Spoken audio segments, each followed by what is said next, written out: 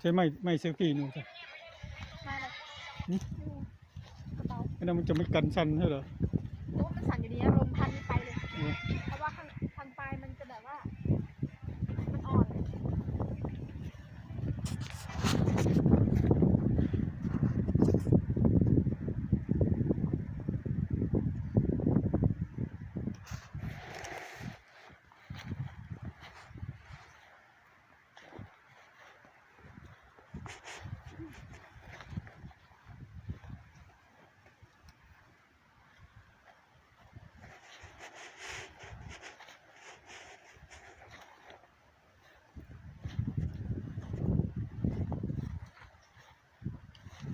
ต้นนี้ดกมาก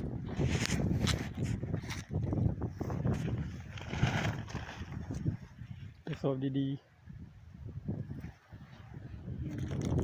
ฝรั่ง6 เดือนฝรั่ง6 เดือนมีสีดา6 เดือน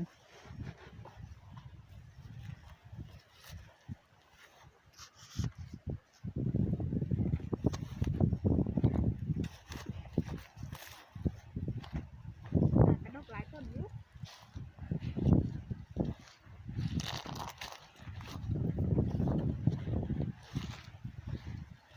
มันก็น่าจะดีพักต้นเตี้ยๆจะประมาณนี้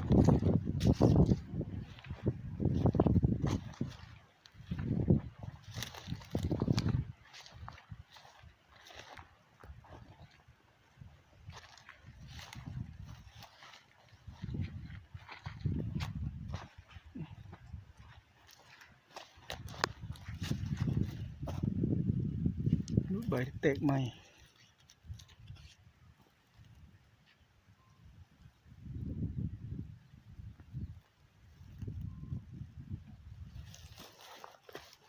let's go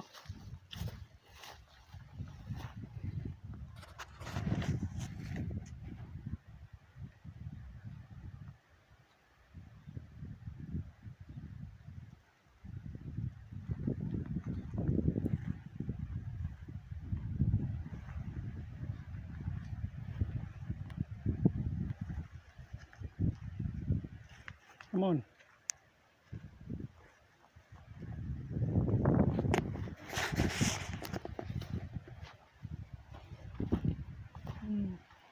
ต้นนี้โดนละ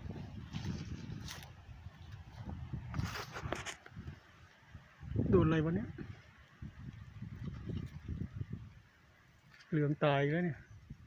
โดนปุ๋ยหรือเปล่า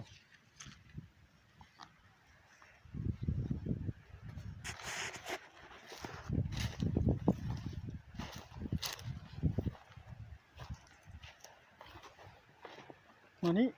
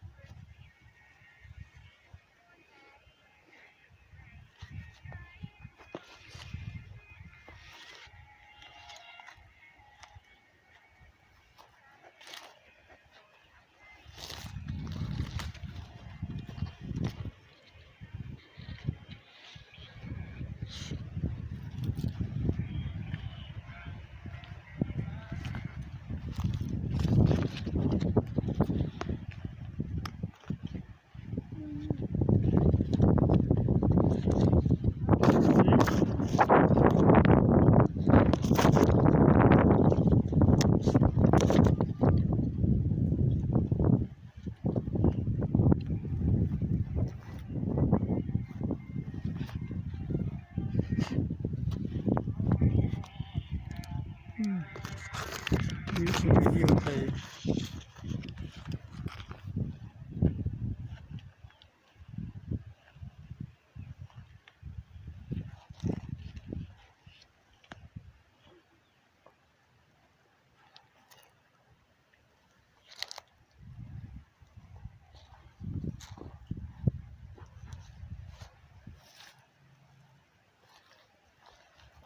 ดกมากๆ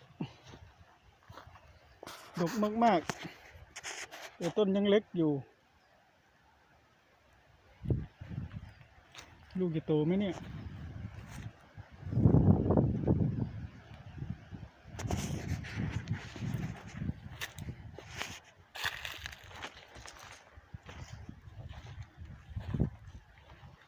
ส่งต้นนี้เหลืองจังเลยต้องไล่รดน้ำอีกวันนี้หรือว่าเดินหมดอีกมันแจกมันสิ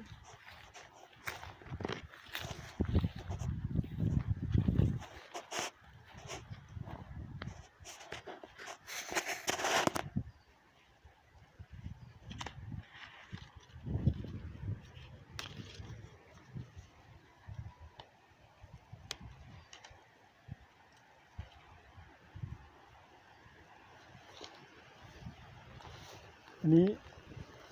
ต้นฝรั่งป่า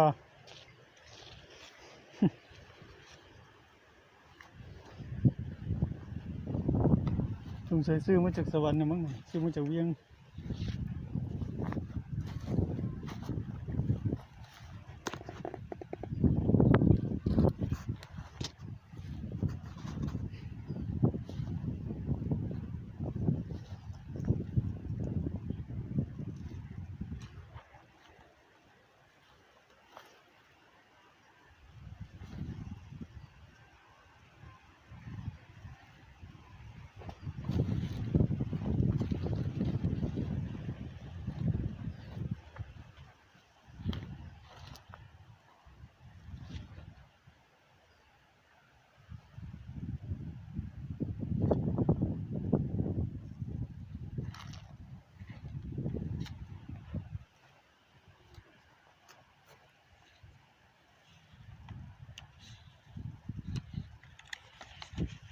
ดกเกิน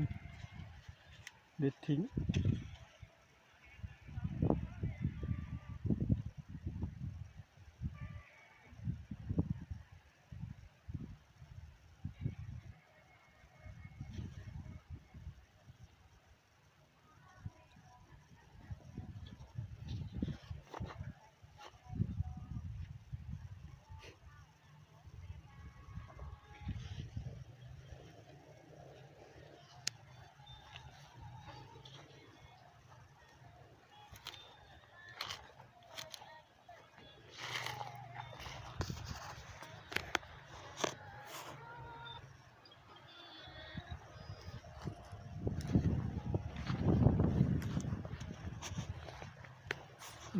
ตัวนี้ดกจังเลย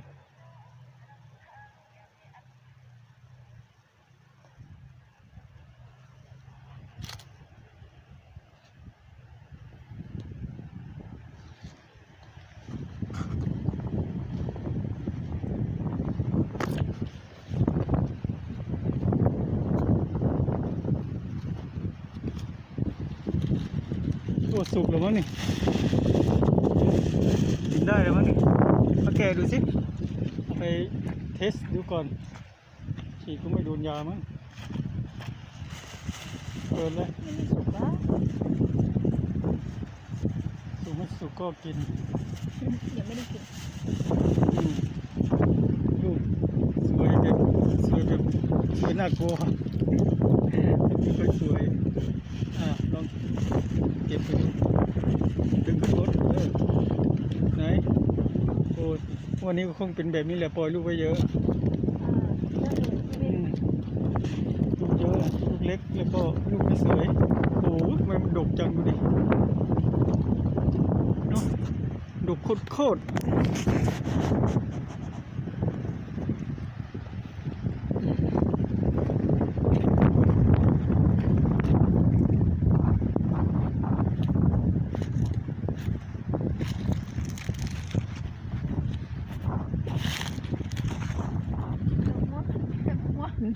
โอ้เหยียบเลยอืม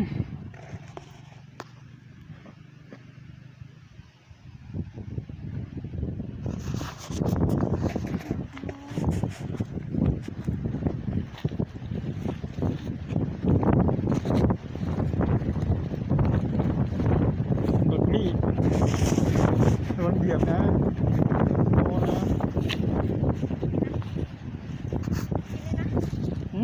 ไปล้างก่อนพริกใส่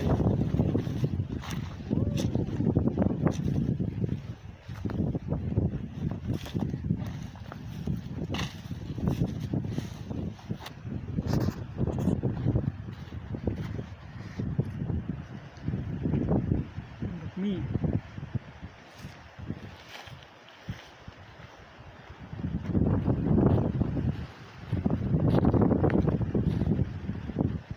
ขวา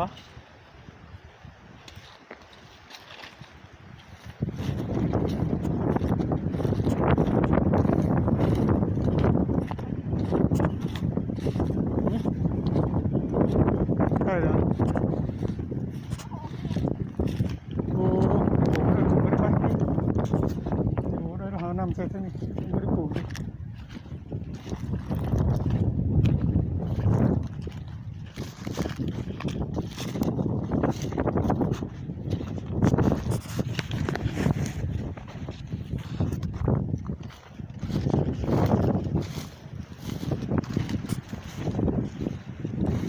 งานเกิดที่ต้องมีบางทีศพก็เก็บ